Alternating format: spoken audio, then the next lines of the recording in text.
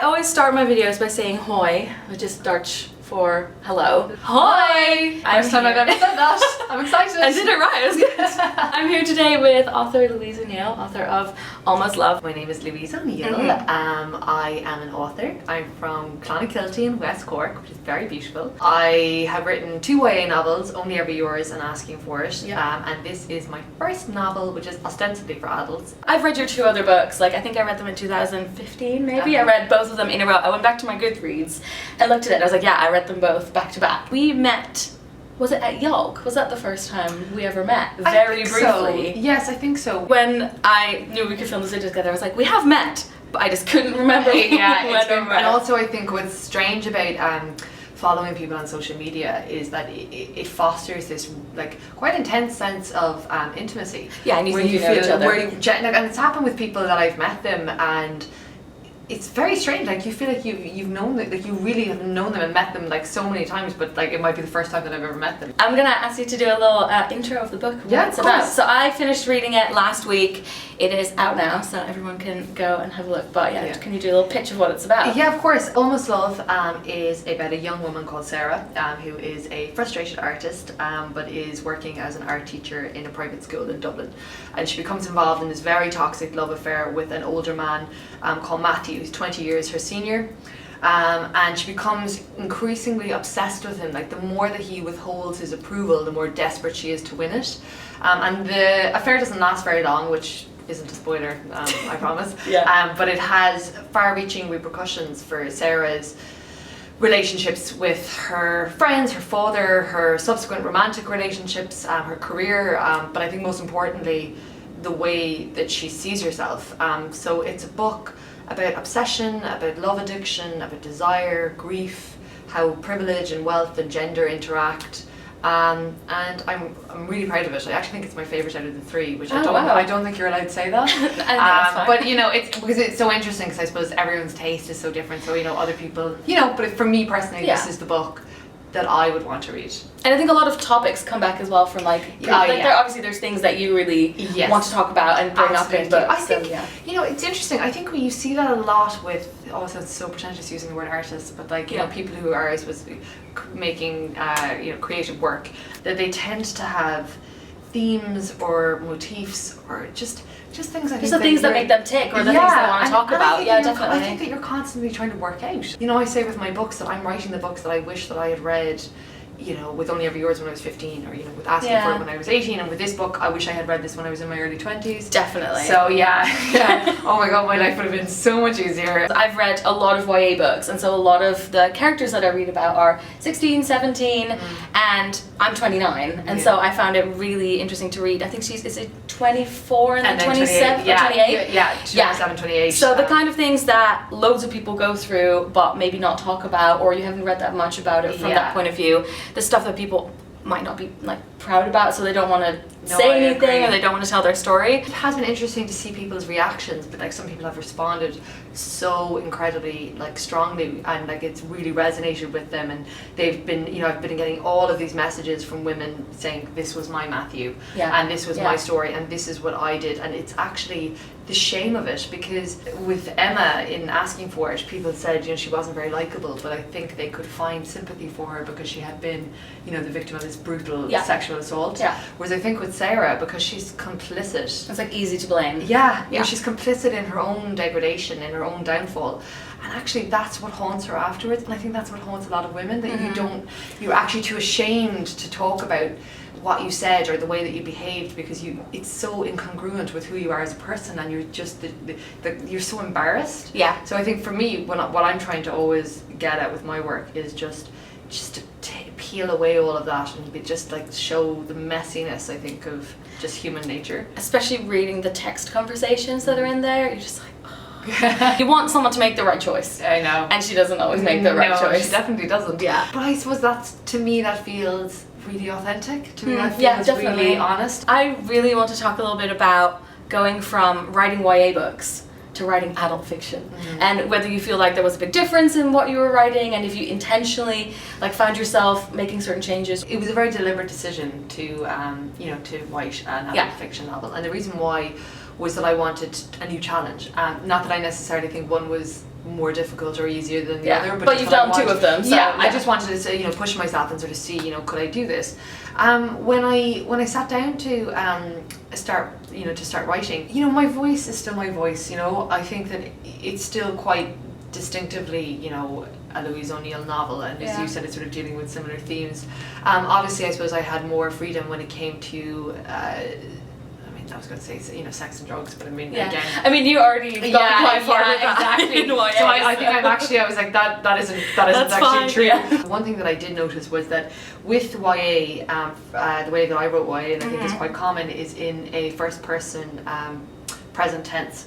And the reason why I think that's so common in YA is because it lends a real sense of immediacy and urgency to it. And I think that as a teenager, when you're experiencing all these firsts, everything feels so fresh and so raw. So I think that tense and that that use of the first person is just really effective there. But with Almost Love, it goes between now and then, and the then, which is when she's having the affair with Matthew, it's in the first person, and then in the now section, it's in the third person. Right. And I thought the third person did feel slightly more grown up in a way, because it's more measured. That is really interesting. I have not thought about that before. Yeah, I think, and also it gives you a little bit more space to reflect, I think, because in the first person it's very immediate, this is happening to me. Yeah. So in the third person there's a slight remove, so you can be a little bit more analytical just about the world, or that I could put in things that maybe I'd observed about the world and human nature that might not sound as authentic coming from the voice. If it's just someone first looking person around, voice, do you know what I mean? I'm like cradling the book like my baby. It is your baby. It is my baby. The other thing that I really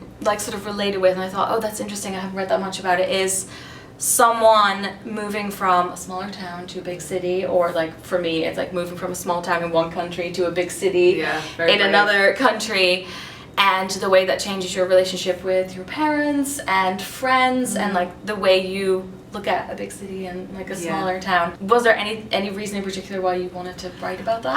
I think I was just interested in it, and I obviously went from a very small town, I was studying Kilty in West Cork, to Dublin and then to New York, which is also quite a big jump. Quite a big jump. Yeah, exactly. I just found it really interesting because I remember my first year of university, I really struggled. I just felt like such a country bumpkin, in the big city. Yeah. I think I had been used to, I suppose, maybe being the best in my English class, or the best in, which is something that Sarah also goes through, and then just this feeling of complete inadequacy when I came suddenly you're in the big city. world, and everyone's good at everyone, and also I really felt, I remember the first year of university, and I going into tutorials, and people being so articulate and eloquent and well able to speak and being really confident, and I didn't say one word for 4 years. I think my final year I sort of finally kind of got up, spoke up, which I find really amusing now because I'm so well able to speak, and I speak all the time, and I think that it's just the comparison with other people. Yeah, and I think as well it's just getting older. I think when I was younger, I felt insecure, and I just didn't feel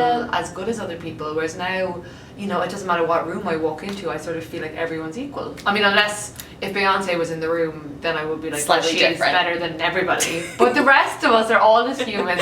And all of the right to speak. Exactly. Class isn't really as big an issue in Ireland as it would be, let's say, here in the UK. It's not as clearly as delineated. But there are very, obvious demarcations between, I think, people who live in the country and people who live in the city, and sort of how they interact with each other.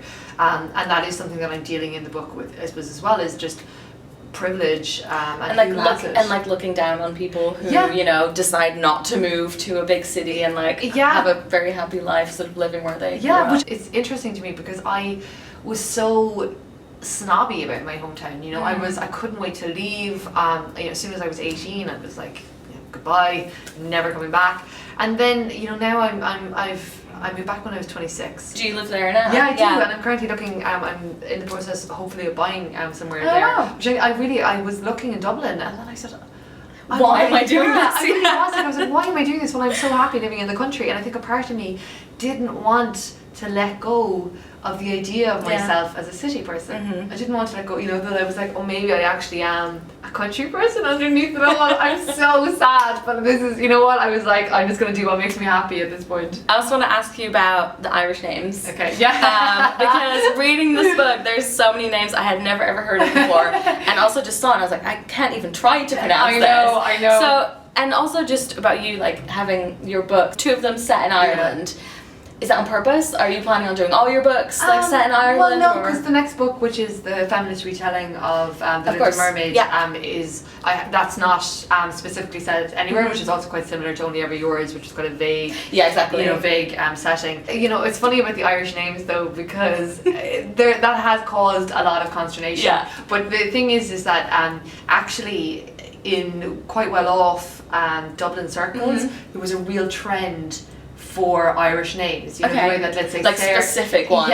So let's say actually Sarah coming from the country, you know, her friends are, you know, Aisling and, you know, Kira, so quite normal, you know, like I said, quite, I suppose, commonplace names that people will be familiar with. But there was this sort of trend for, you know, like let's say Aidan, like the Irish, that is Aidan, you know, and there's an Afric and there's Oisin. And there are definitely names where I had to look up, wait, is that Irish or is it like from another origin? No, they were Irish. One of my favourite things to do in novels is naming. Like it's genuinely one of my favourite things, and I suppose with Only Ever Yours, I had so much fun with that because you know, the girls were all named after supermodels and actresses, sort of because it's a world in which women are bred for beauty, so it's this idea that they have been named after great beauties of our time because that's what we value in women, whereas all the boys are named after scientists and playwrights and politicians because we value intellect in men.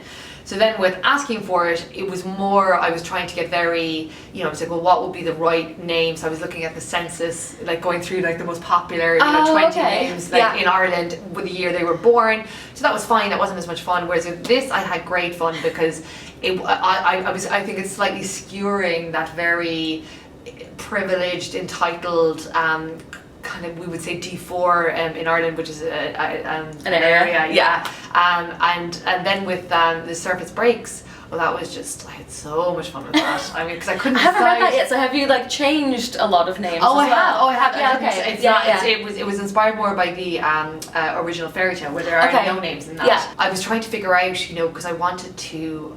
I was like, will I go with sort of Russian names? Will I go with Greek names? Will I go with Irish? And I sort of did a combination of Irish and there's a Muirin and a Murgan, which I'd say again people are going to be, and a Side spelled like the original name, which is like SADBHBH or something like ridiculous. But for her name, so she's Gaia, which means of the earth, because she is obsessed with, you know, the land. And going up to the surface. So I had so much fun with that as well. Yeah. So I took a couple of days and just was like, you know, investigating and doing research on all these different names. So it was fun. Because sometimes people will look into names and go like, oh, the author meant this, and very often they're like, I just picked some names. No, well, I really do. So that's great. We were just talking about this, and it's something that has come up in every interview. Every review. I wasn't going to ask, but it's a good topic to talk about. I really want to talk about this, but I actually do think it's really important. Is something that has come up frequently is the idea around likability. The likability of the main character, Sarah. I found this a really interesting question because firstly, I really think that if this was about a young man called Simon, we would not be having this conversation. Right. You know, because I think that there is more societal pressure on women. You know, we're socially conditioned to be nice and to be likable and to be the peacemakers, and it's something I've struggled with because I have a real need to be liked, you know, and that's something that I am constantly. I think most people do. Like, you don't want to be the person that no one likes. Oh no. In general. No, I think it's because I think it's fine to want to say, you know, and I would say this to young women, you know, it's really important to want to be kind and that, you know, that people respect you and that, you know, that your friends love you. But I think if you're really worried about what every single person that you meet thinks about you, can never satisfy everyone. It's like, no, of course not. You know, there's always going to be people who don't like you just because your face reminds them of someone they knew in primary school or something that they hated. But it has been interesting to see that conversation come up because I suppose firstly with Sarah I was trying to interrogate ideas of likability. Particularly, I said that pressure that's on women. Well, it's about complexity. It's about, you know, she's had this trauma, quite a lot of trauma actually, and she hasn't managed to process any of it. She doesn't have the emotional reserves to deal with it, and she's like a wounded animal. And when wounded animals are cornered, they lash out. You know, and she definitely lashes out. She does. But I don't know. I find it really reductive when people just say, "I just really couldn't stand her," and I'm like, well, I would hate to be your friend if I was going through a hard time then, because, you know, I've had friends who have lost Have done similar yeah, you know, or things, yeah. who have been grieving Yeah. and have been difficult maybe at times to be around. And Yeah. you just say, well, this is just part of the human experience. You know, people go through, I suppose, different parts of their lives, and you know, she does veer between being monstrously selfish and like devastatingly vulnerable. Yeah. But I just think as an author, I'm not that interested in likability. I'm more interested in emotional honesty. I want someone to read the book and say, this is me, this is my sister, that was my friend. Yeah, and understand other people better because of it, or yourself. Exactly. Yeah. And I think I've just been in therapy for too long, so I'm just constantly, I'm so It's like interested. reevaluate. It is, Yeah. it is. I'm so Yeah, interested yeah. in human psychology. I'm like, and I was, you know what, I've been in therapy since I was 17, and I remember in school when people would say, she's such a bitch, and I would always think, I wonder why she's a bitch. Look, do I think that Sarah is a nasty woman, as Donald Trump would say? I'm like, maybe. Yeah. Do I think in 2018 that we need more nasty women in fiction and in real life? Absolutely. I'm like, bye! It's done, it's See ya. over. So sorry, no, that this is why I don't have a YouTube channel. So I'm Just like, cut off yeah, the it's video. like, Yeah, that was really fun. Oh, It's thank so you. nice, like reading a book and then immediately just getting to jump in and talk about it. Yeah. So I'd highly recommend you guys go Yes. and read it. I would and get highly it. recommend that Yes. too. But no borrowing, all buy your own copies. I'll have to get your own. And, I was reading it at the same time as one of my colleagues, one of my friends, and we had good chats about it. So I actually do think that is going to be the case. I think people are going to fight about this book, but I think there's going to be a lot of discussion around Yeah, it, which definitely. is great, which I enjoy. Right, thank you so much for being on my Thank channel. you. Where can people find you online? Please don't find me online. No, I'm kidding. If you're nice, you can find me online. Yeah. But if you're mean, Yeah. just leave me alone. Well, I'm on O'Neill Lou. So there's 3 L's on Instagram, and O'Neill O 3 L's again on Twitter. Dewey! Did I say it right? Perfect, yes.